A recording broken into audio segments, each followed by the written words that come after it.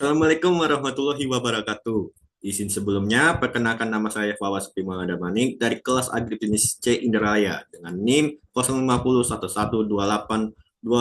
0501128242901 dari Fakultas Pertanian Universitas Sriwijaya. Di sini saya akan mempresentasikan PPT buatan saya, yaitu dengan judul Penyuluhan Pertanian Prinsip Inovasi dalam Usaha Tani.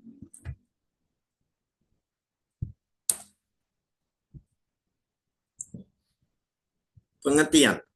Penyuluhan yang berasal dari kata suluh atau obor sekaligus sebagai terjemahan dari kata forlincing dapat diartikan sebagai kegiatan penerangan atau memberikan terang bagi yang dalam kegelapan. Berdasarkan pengertian ini, penyuluhan juga sering diartikan sebagai kegiatan penerangan. Penyuluhan pertanian adalah suatu upaya atau proses pendidikan non-formal yang ditunjukkan kepada petani dan keluarganya. Tujuannya adalah untuk mengubah perilaku mereka agar memiliki pengetahuan, kemauan, dan kemampuan untuk memecahkan masalahnya sendiri dalam rangka meningkatkan hasil usaha tani, pendapatan, dan taraf hidup mereka. Penyuluhan tani atau sering disebut PPL atau pegawai penyuluhan lapangan berperan sebagai agen perubahan yang secara langsung berinteraksi dengan petani. Dalam prinsip penyuluhan, yang dimana inovasi sebagai materi utama, materi penyuluhan harus ada selalu memiliki unsur baru seperti inovasi yang relevan dengan kebutuhan petani. Ini yang akan menjadi kunci keberhasilan penyuluhan. Inovasinya ada 4 mencakup.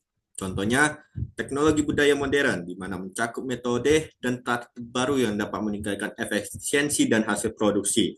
Dan contohnya alat mesin pertanian modern, sistem irigasi tes-tes, atau adopsi pertanian presisi dengan memanfaatkan drone atau sensor. Yang kedua, varietas unggul, di mana penyampaian informasi mengenai benih atau bibit unggul yang memiliki kelebihan spesifik, yang dimana bibit atau benih itu akan tahan terhadap organisasi pengganggu tanaman atau OPT atau memiliki ketahanan terhadap cengkaman lingkungan. Yang ketiga, teknik pengolahan tanah dan air, di mana fokus pada praktik berkelanjutan untuk menjaga kesuburan sumber daya alam. Contohnya itu seperti teknik konversi tanah dan air, penggunaan pupuk organik atau hayati, teknik pemupukan berimbang, sistem pertanian tambah olah tanah atau manajemen air yang efisiensi. Yang terakhir, pemasaran hasil pertanian, di mana inovasi di bidang non-teknis yang sangat krusial untuk meningkatkan pendapatan petani. Ya, contohnya seperti e-commerce pertanian atau cara pengolahan hasil panen untuk meningkatkan nilai tambahnya, strategi rantai pasok mode pendek atau pemanfaat teknologi digital.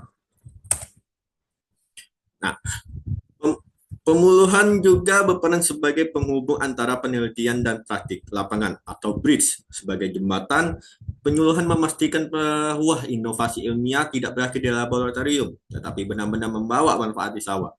Sebaliknya, penyuluhan penyuluh memastikan bahwa masalah petani didengar dan direspon oleh ilmu pengetahuan. Ini menciptakan siklus yang berkelanjutan dan dinamis antara peneliti, pengembangan, dan penerapan atau R dan D dan A. Penyuluh mengambil inovasi dan hasil riset dari lembaga penelitian dan universitas atau sumber pengetahuan, menanamkan ke dalam bahasa yang praktik dan mudah yang untuk dimengerti untuk petani, dan menyampaikan melalui berbagai metode penyuluhan seperti sekolah, kunjungan, atau demonstrasi. Sebaliknya, penyuluh juga membawa masalah dan kebutuhan real petani ke lembaga riset untuk dicarikan solusi supaya dipecahkan masalahnya yang dari petani. Tahapan utama dalam penyuluhan ada 3, yaitu input, proses, dan output. Input di mana fokus utamanya informasi, teknologi, sarana produksi, dan sumber daya manusia. Tujuannya untuk meningkatkan wawasan petani. Kalau proses atau kegiatan, fokus utamanya pelatihan, demonstrasi, diskusi, kelompok, pendampingan, di mana tujuannya untuk mengubah perilaku dan keterampilan petani. Outputnya, peningkatan hasil, efisiensi usaha, kesejahteraan petani, tujuannya adalah terwujudnya petani mandiri dan inovatif. Input, pengetahuan dan teknologi baru, di mana input menjadi output ini, di mana inovasi menjadi input utama karena tujuannya adalah memecahkan masalah pertanian yang ada dan meningkatkan produktivitas serta efisiensi usaha tani.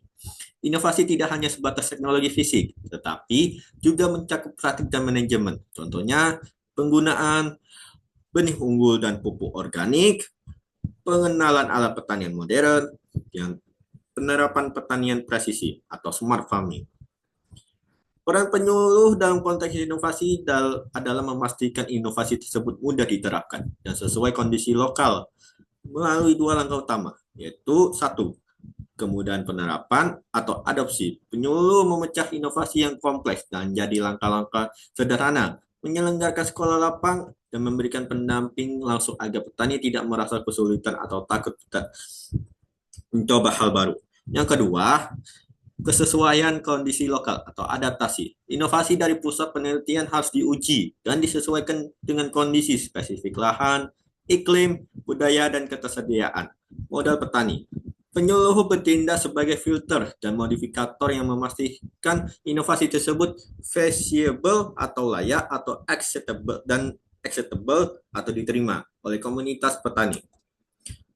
Proses atau kegiatan di mana mengajarkan cara melalui usaha petani yang baik. Di mana penyuluh peran penyuluh pertanian yang ini yang penting, di mana memang difokuskan pada pemberian bimbingan praktik yang bertujuan memberdayakan petani, bukan sekadar memberikan teori. Hal ini diwajibkan melalui metode belajar sambil melakukan atau learning by doing di lapangan. Penyuluh memberikan pembimbingan praktis tentang analisis usaha tani, di mana perencanaan modal, tenaga kerja, dan lahan. Kedua, teknik budidaya tanaman yang ramah lingkungan. Terakhir, pengolahan risiko dan pemasaran hasil panen. Metodenya metode learning by doing, di mana paling efektif dilakukan dengan prinsip petani diajak belajar melalui praktik langsung di lapangan, di mana ada 3 prinsipnya, yaitu aksi atau refleksi. Keterangannya, petani mencoba teknik baru aksi, mengamati hasilnya, dan bersama penyuluh menganalisis keberhasilan atau kegagalan. Refleksi. Kedua, tujuan untuk menumbuhkan kemandirian dan kepercayaan diri pada petani, sehingga mereka mampu mengambil keputusan usaha tani secara mandiri di masa depan. Yang terakhir, wujud kegiatan. Sekolah lapang menjadi metode utama karena proses belajar terjadi langsung di lingkungan kerja petani. Terakhir, output, dampak dan hasil dari penyuluhan, di mana ada 3 poin indikator keberhasilan proses pembelajaran yang difasilitasi oleh penyuluh. Yang pertama, mengolah usaha tani secara mandiri dan efisiensi. Jadi, di mana petani telah bertransformasi menjadi pelaku agribisnis yang mampu mengambil keputusan secara rasional, sehingga tidak tergantung lagi dengan tradisional dulu. Mereka dapat menghitung BEP atau break even point, mengalokasikan sumber daya seperti pupuk, air, tenaga kerja secara optimal, dan memiliki kemampuan manajerial untuk menjalankan seluruh tahapan usaha tani. Perannya penyuluh yang berhasil ini, petani tidak lagi sepenuhnya bergantung pada arahan penyuluh, melainkan mampu menentukan sendiri strategi usaha taninya. Sehingga setelah diajarkan petaninya dari penyuluh, petani akan secara sendiri mampu belajar ke depannya. Yang kedua, meningkatkan produktivitas dan pendapatan, di mana ini akan menjadi indikator ekonomi yang paling nyata. Peningkatan produktivitas dicapai melalui penerapan teknologi yang tepat, misalnya hasil panen per hektar meningkat. Sementara peningkatan pendapatan adalah hasil dari produktivitas yang tinggi dan strategis pemasaran yang cerdas. Referensi tujuan akhir dari inovasi dan efisiensi adalah peningkatan kesejahteraan ekonomi petani. Dan terakhir, mengadopsi inovasi secara berkelanjutan, di mana petani tidak hanya menerapkan satu inovasi, tetapi memiliki sikap terbuka dan kemampuan untuk terus belajar dan mencoba teknologi atau praktik baru yang sering dengan perubahannya zaman, iklim, atau pasar. Implikasi menunjukkan bahwa penyuluh telah berhasil mengubah mindset petani dari tradisional menjadi produktivitas dan adaptatif terhadap udara, di mana petani tradisional menjadi petani modern. Oke, kita sampai kesimpulan. Kesimpulannya adalah penyuluhan petani memiliki peran strategis yang melampaui sekadar penyampaian informasi, yaitu bertindak sebagai agen transformasi perilaku dan katalis adopsi inovasi. Dengan berpegangan pada prinsip siklus input, proses, dan output. Penyuluhan efektif menggunakan inovasi seperti varietas unggul, pertanian presisi, dan manajemen usaha tani. Sebagai input utama, inovasi ini kemudian diterjemahkan oleh penyuluh sebagai jembatan atau bridge antara lembaga penelitian dan praktik lapangan dan disalurkan melalui proses jembatan langsung, learning by doing, sekolah lapangan, dan bimbingan praktis. Output akhirnya adalah terwujud petani yang mandiri, efisien dalam mengelola usaha tani, dan mampu meningkatkan produktivitas serta pendapatan secara berkelanjutan. Secara jangka panjang, keberhasilan proses ini akan mewujudkan masyarakat tani yang cerdas, sejahtera, dan berdaya saing di era pertanian modern. Sekian. Oke, kita sampai slide terakhir, di mana terima kasih terima kasih telah mendengarkan presentasi saya. Terima kasih. Petani hebat lahir dari penyuluhan yang menginspirasi dan inovasi yang berkelanjutan. Selesai.